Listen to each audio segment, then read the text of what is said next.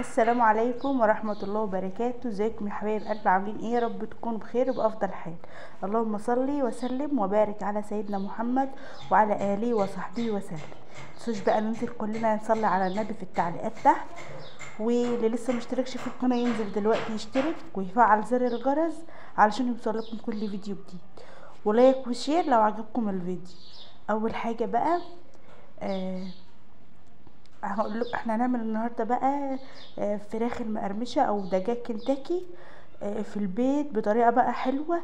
بدل ما تطلعي بقى تشتريه من بره او تروحي تاكليه بره كده بالغلا وحاجه تبقى غاليه جدا جدا وما تعرفيش هم عاملينه ازاي. احنا بقى نعمله في البيت وهيبقى مية مية واحسن من اللي بناكله بره كمان. اهم حاجه تكون الفراخ بتاعتك اوزان صغيره، اوزانها ما تكونش كبيره. الفراخ اللي معايا دي كانت 2 كيلو. هي انا ما اعرفش اكل فراخ اصغر من كده، يعني الفراخ الصغيره دي ما اعرفش اكلها. بس هي بتتعمل بفراخ صغيره، من كيلو ونص لاتنين الا ربع. فالفراخ اللي كانت معايا ديت كانت 2 كيلو، علشان انا اول مره اعمله فكنت خايفه جدا لا يطلع ان هو مش مستوي او يطلع في دم او ني او كده، لكن الحمد لله هو طلع زي الفل. اهم حاجه تمشي على الخطوات زي ما هقولك في الفيديو بالظبط. اول حاجه الفراخ بتاعتي انا دبحها عندي في البيت ومنضفاها كويس وغسلها بدقيق وخل وليمون، وبعد كده بقى عملت لها محلول النقع. احنا كلنا عارفينه طبعا وعملناه قبل كده في القناه، في فيديوهات قبل كده. ربع كوبايه سكر وربع كوبايه ملح وشرايح من الليمون، ورقتين من اللورة وعود قرفه. ولو عندك كبابه صيني وعاوزه تحط اللي هي الحب الاسمر الصغير ده برضو في الميه، كل ده ومعلقتين خل. هتحطي كل ده في شويه ميه وتنزلي بقى في قلبهم كده بالفراخ بتاعتك بعد ما تكوني غسلاها، وتغطي عليها وتسيبيها كده ايه لمده 3 4 ساعات.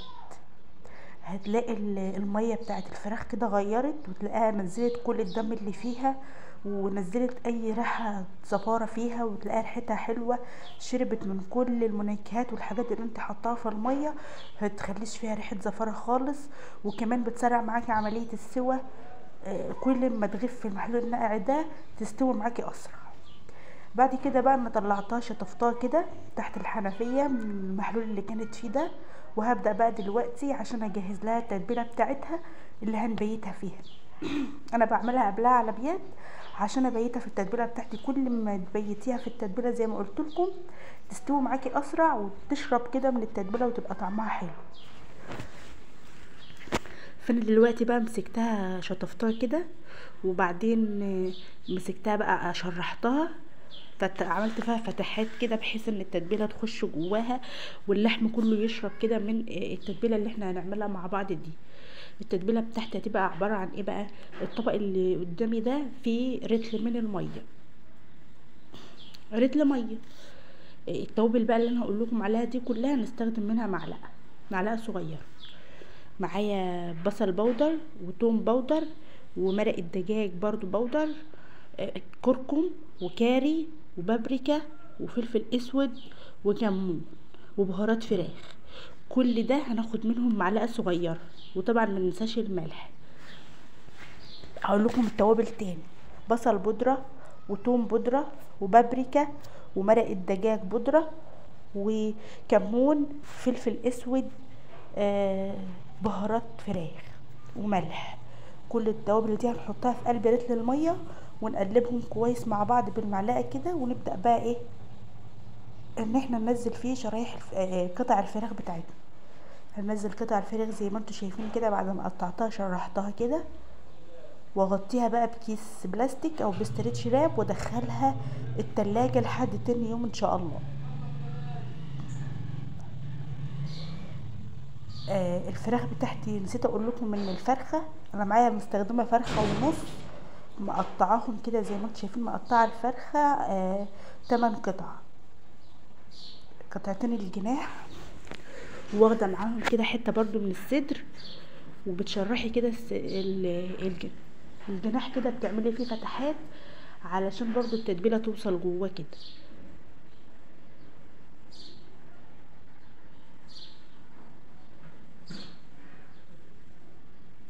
لازم نستخدم مرقة الدجاج. هم اصلا بره في المطاعم والحتت دي بيستخدموا مرقة دجاج كتير، فلو انت ما عندكيش البودرة دي هتستخدمي 4 مكعبات من اللي هي الماجي دي. احنا النهارده بقى تاني يوم الجمعة بعد الصلاة كده بدأت بقى ان انا اشتغل فيها. هنعمل لها الكفر بتاعها بقى الخارجي. معايا 2.5 كوباية من الدقيق، عليهم كوباية من النشا،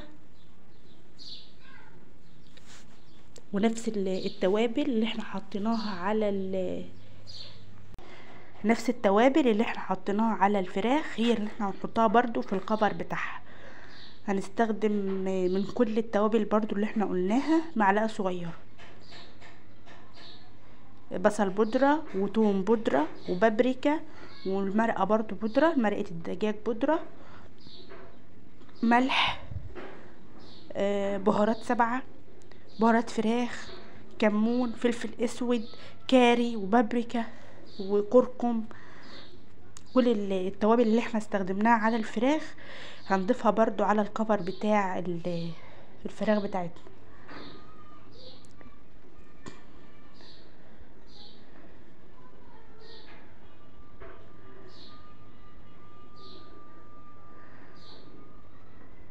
بصراحة انا اول مرة ان انا اعملها، وكنت خايفة جدا انها تطلع نية او يطلع فيها دم، لان الفراخ بتبقى مش مستوية، لكن طلعت حلوة جدا بسم الله ما شاء الله. وكل ما الفراخ بتاعتك تبقى صغيرة بتبقى حلوة جدا. محلول النقع ده بيساعد معاكي جدا جدا في انها تستوي معاكي اسرع، وكمان بيخليش فيها اي ريحة زفرة خالص. العيب الوحيد اللي فيها ان هي بتستخدم زيت كتير، يعني ده اللي بيخلي الواحد مش عاوز يعملها، عشان هي بتاخد كمية زيت كتير، وزي ما انتوا عارفين الزيت غالي ومعناش لاقيينه وكده يعني. فانا استخدمت بقى وانا بعملها كده، استخدمت حلة صغيرة، اصغر حلة في الطقم بتاعي، وحطيت فيها ازازة زيت، يعني خدت ازازة زيت كبيرة كاملة يعني، وحطيتها بقى على النار دلوقتي، وهديت عليها وسبتها تسخن كده مع بعضها لحد لما اخلص اطلع الفراخ واعملها. وناخد بالنا بقى كويس من الخطوات اللي هتيجي دي. انا خلاص كده جهزت الكفر بتاعي. معايا بقى تلج، قطع كده من التلج. كنت حاطه الكيس كده فيه شويه ميه في الفريزر، عمل تلج وطلعته. هتحطي كده في طبق، بحيث انت لما تطلعي الفراخ من الدقيق تغطسها في الميه اللي فيها التلج دي وتطلعها في الدقيق كمان مره. انا طلعت كده كل ده وانا سايبه الزيت على النار علشان يسخن. طلعت قطع الفراخ، وبص عليا شوف انا بعمل ايه كويس جدا عشان الخطوات تنجح معاكي.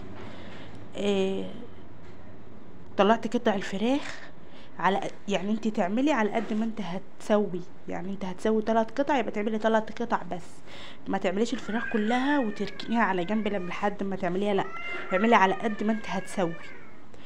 فانا شفتوا انا بعمل الفراخ بعملها في الدقيق واطلعها انفضها وارجع تاني اقلبها في الدقيق وانفضها 3 مرات كده، انفض واقلبها في الدقيق وانفضها واقلبها في الدقيق 4-5 مرات كده.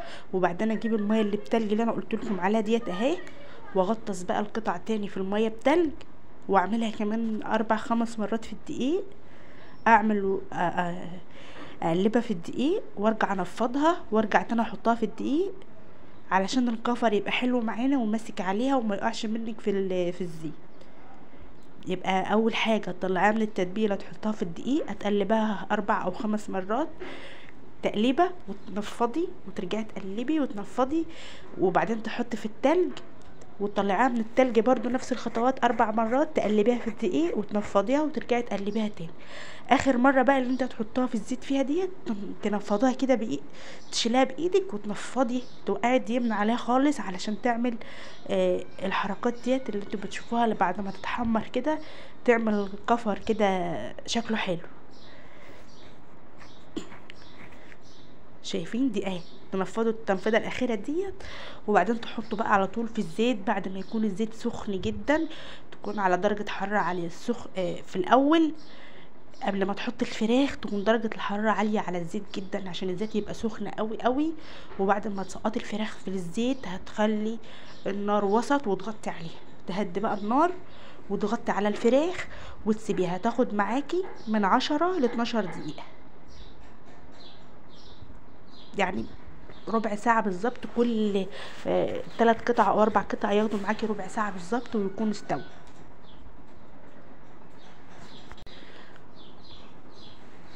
كل دور بنحطه على قد بقى الحله بتاعتك او الحله اللي انت حطاها على النار. ما تحطيش في طاسه واسعه عشان ما تاخدش معاكي كميه زيت كتير.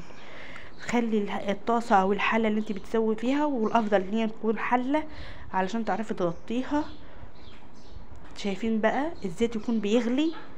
اول لما تسقطي الفراخ في الزيت كده هتقومي مهديه النار عليها وتغطيها بقى وتسيبيها زي ما بقولك كده من 10 ل 15 دقيقة، هتكون استوت معاكي وبقت زي الفل.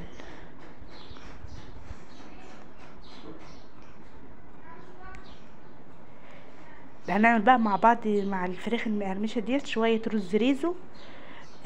اول مرة برضه اعمله، بس هو بصراحة ما عجبنيش. معرفش هو انا عاملة فيه حاجة غلط، او علشان أنا في صوصات ما كانتش موجودة عندي ما حطيتهاش فكان طعمه مش حلو، ما حدش كل منه.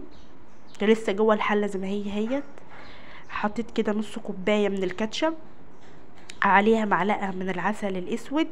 ولو عندك عسل ابيض هو بيتحط له معلقه عسل اسود ومعلقه عسل ابيض، بس انا ما كانش عندي عسل ابيض. وحطيت برضو شويه كده من الكمون وشويه من الفلفل الاسود، شويه بابريكا، شويه مرق الدجاج بودره، برضو بصل بودره من نفس التوابل اللي انا حطيتها على الفراخ. حطيت منها برضو على الصوص اللي احنا نعمله للرز ده.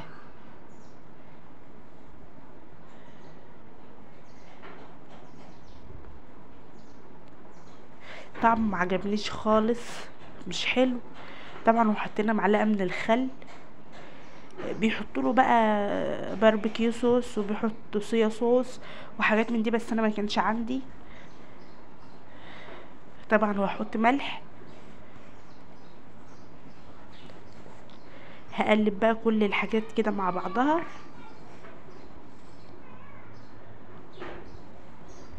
هو الصوص طعمه حلو، بس لما حطيته بقى على الرز وعملته وجينا ناكل منه، يعني بصراحة هو ما عجبنيش. معرفش هو طعمه بيبقى كده ولا انا عامله حاجه غلط، مش العيب مني او منه، مش عارفه. ما كانش حلو، لا الولاد ولا ابوهم ولا انا كلنا منه، كلنا بعيش. جبت كده بصلايه بقى تكون متوسطه كده، قطعتها مكعبات صغيره زي ما انتم شايفين، وحطيت معلقتين من السمنه البلدي. وبدات ان انا اشوح كده البصله، مش عاوزاها تاخد لون خالص، بس عايزاها تدبل شويه وتتشوح مع السمنه. ومعايا كده حته من صدر الفراخ، ربع فرخه كده الصدر، قطعته كده مكعبات صغيره برضو ونزلت بيه فوق البصل. هشوحهم برضو مع بعض لحد لما الفراخ لونها يغير كده. هروح نازله عليها بقى بالصوص اللي احنا عملناه ده. هقلبهم كده مع بعض واروح نازله عليه بالرز اللي انا غسلته. يعني بيتهيألي ان انا ما عملتش حاجه غلط، بس هو طعم بقى ما عجبناش. قلبته كده مع بعضه، وبعدين هروح بقى ضايفاله الميه هتكون قد كميه الرز اللي احنا حطيناه. واروح بقى سايباه على نار عاليه لحد لما يتشرب الميه بتاعته وهدي عليه النار. شايفين بقى الفراخ بسم الله ما شاء الله كده، اللي ريحتها حلوه، خدت لون جميل. وهي دلوقتي بقالها بالظبط 10 دقايق. بقولك من 10 دقايق ل 15 دقيقة، يعني الفراخ نية ولازم تديلها وقتها كده في السوا، والنار تكون هادية علشان تستوي معاكي. يعني ما اقل من ال10 دقايق دي ما تكونش استوت وتكون فيها دم او نية لسه يعني. انا بصراحة بخاف من الحتة زي ديت، فبديلها حقها شوية كده. خلاص الرز اتشرب ميته، قلبته وهديته بقى، نقلته على عين صغيرة كده وهديت عليه النار كده. خلاص كان استوى باين. كده خلاص طلعت اول دور، وهعمل بقى الدور التاني من الفراخ. هو بياخد وقت معاكي في السوا كده، لو حاجه معاكي كبيره هتنجز معاكي في الوقت وتنجز معاكي بدري، لكن انا عشان الحله اللي معايا صغيره فخدت وقت شويه، وكمان بتقعد الدور بيقعد 10 دقايق 15 دقيقه، فخدت وقت شويه على ما خلصت. نفس الخطوات اللي عملناها، اقلب 4 5 مرات في الدقيق، كل مره اقلب وانفضها وارجع اقلبها في الدقيق وانفضها، وبعدين احطها بقى في الميه بتلج، ونفس الخطوات علشان الكفر يبقى ماسك معاكي ويديكي كفر حلو كده وتبقى مقرمشه وجميله. بصراحه كان طعمها حلو وحلوه جدا جدا، اتمنى ان انتوا تجربوها وتقولوا رايكم فيها. لكن الرز اللي ما كانش حلو، معرفش العيب مني او هو اللي بيبقى طعمه كده، او علشان في صوصات كانت ناقصه منه، الله اعلم. عشان الصوصات اللي ما اتحطتش فيه يعني هي اللي كانت بتزود له الطعم، هيبقى حلو. مش عارفه، بس احنا ما عجبناش الرز ده، ما كلناهوش.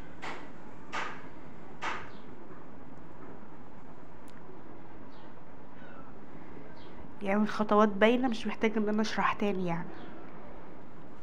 شايفين بقى؟ بسم الله ما شاء الله، اللون حلو والريحه تحفه مقرمشه. كنت عاوزه اسمعكم الصوت بس وانا بمنتج الفيديو الصوت راح خالص.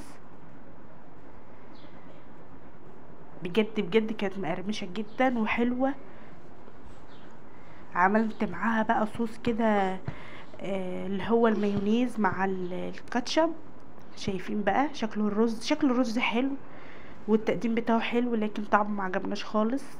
الفراخ مقرمشه وحلوه، عملت لها صوص زي ما انا بقول لكم كده. وهو ده كان الفيديو بتاعنا النهارده. اتمنى الفيديو يكون عجبكم، متنسوش بقى لايك وشير واشتراك في القناه لو لسه ما اشتركتوش. اشوفكم بقى على غير في فيديو جديد. مع السلامه.